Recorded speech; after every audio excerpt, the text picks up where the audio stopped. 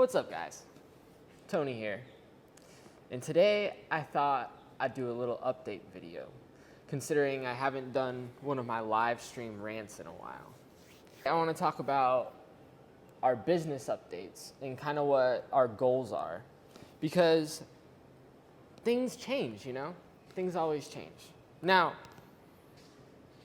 I'll tell you what, we're not going anywhere.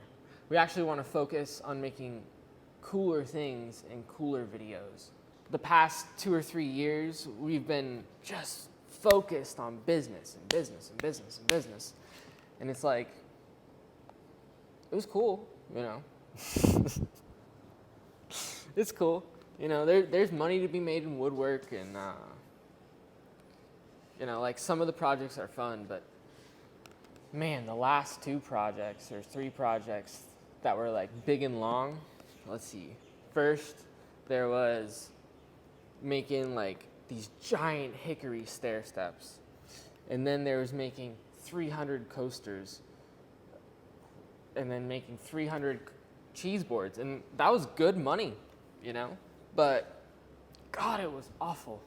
It's like woodwork can be really fun project by project. Like, you know, like this is gonna be a fishing pole rack for fly fishing rods. This is one side of it. The other side of it, once I mill it out of this piece, and then we're gonna add metal hooks that we're gonna forge, or that we're gonna hand forge. But see, like this project we would have never done before. Never done, because it's like, if you're in it to make money, this isn't profitable. You know what I'm saying? Like, even this is going to be a $300 project, you know, but the amount of time and like I want to make it cool and stuff, you know, it just can't be justified on like a business scale. You have to understand the markets in woodworking. If you're trying to make money in woodwork, it's simple, right? Big projects, big countertops, a fuckload of stairs, you know, or cheese boards, right? Or anything, just a fuckload of anything. If you do big orders of anything, you make your money. Most jobs in woodworking that aren't like the cool custom stuff, it's all about efficiency. That's why, like, when you go to IWF, it isn't about like the capabilities as far as like detail that a machine can do, which machines can do plenty of detail, you know, better than a lot of humans. But it's more about how efficient, you know, like how much you're going to save in money instead of paying a worker. You're going to use this robot that can just keep going and keep going, because it's really about the units you can produce. And it's not really fun. When we first started, we were in that old shop, and like when you're starting at zero, everything feels like a win, right? Like everything feels like a win. The first countertop we made, win, you know? And like growth is fast from zero, you know? Like it's real fast, but like Tyler and I weren't really ready for that type of growth, I don't think. Or like we didn't even want that type of growth. I think we talked about that before, but we kind of got lost in it, right? Because you start making some money and you're like, well, sweet, now I'm paying my bills. And then you're like, well, it'd be nice if I could pay my bills and then also do more, you know, like grow the business. Okay, well, we gotta work. It's just like, even the countertops of the last 6 months worth of countertops and tabletops, it just got boring, you know. The last project I had fun with was the 14 tables that we did, which that's another video. Like the 14 tables we did for a restaurant, right? They were all maple, using the LED oil. They look great. Tyler and I built them in a week. We built all of them in a week, including the C channel, everything. The commercial, big business woodworking, it's not fun. Now, that is not a good business mindset. So Like, if you want to make real good money, you could make 14 tables every 2 weeks, and you'd be living large, brother or sister. It's like the money is there in woodwork. And like Tyler and I both agreed, like we're just kind of like losing the fire to produce the same things over and over again. So now we kind of just switch gears, which is bad business call, but it's what we're gonna do anyway. So we want to build the coolest things in the world, the most epic pieces of furniture, enter them into contests. In order to gain the skills to be competitive worldwide, you can't just be building flat boards, right? Like, that's all we were building is flat boards, whether it's a table, a countertop, a cutting board, they're all freaking flat boards. The flat board market's a great market, you know? It's a huge market. One thing that we never did, or not never, I should say, one thing that we didn't generally do is build things ahead of time before someone paid for it, right? You get the order, they pay for it, you build it, you turn it in, you know? That was our motto. Because whenever you build something ahead of time in woodworking, like you got to store it, you're sitting on it, oftentimes you'll end up selling it for less than you anticipated just to get rid of it after a certain amount of time, right?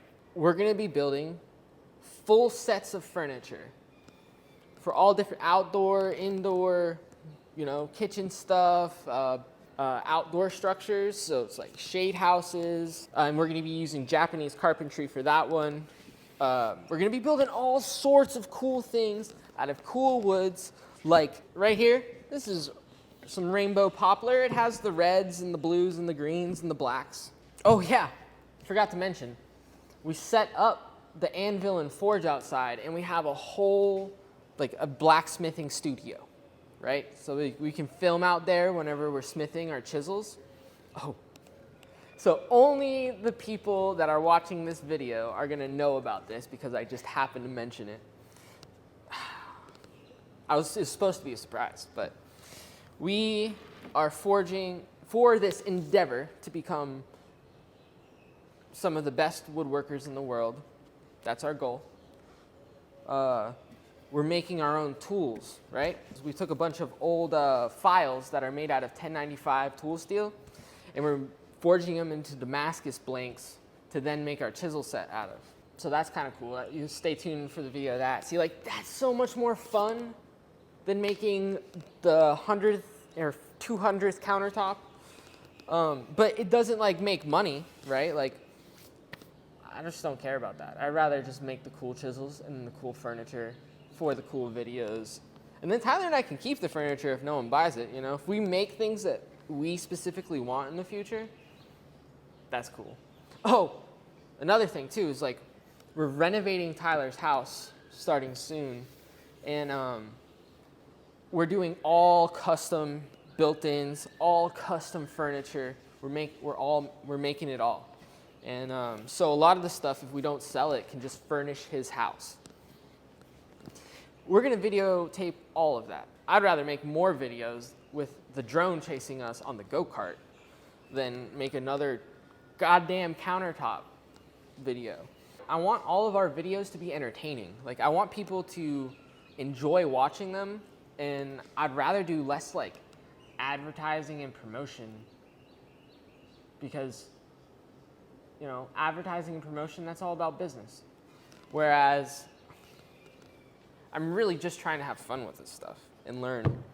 And I would rather have friends come by and shoot the shit with them, see what projects they're up to, show them what we're up to, and it's kind of more fun, you know? And we're fortunate to be in the position we're in now, to be able to do that, right? We're gonna be able to focus on videos and like making content that like, stuff like I wish I knew, or stuff that like we're learning in the process of becoming like the best. See, when Tyler and I first started working together, we said we would be so happy if we could have a shop and do cool things with our family and make enough money to get by and then some. And so we did that now. We did that now. Through all of our endeavors and everything we have going on, we're able to live a comfortable life, and we still have a lot of time. So being in this fortunate position, we want to make the best of it. And I think we're going to do that.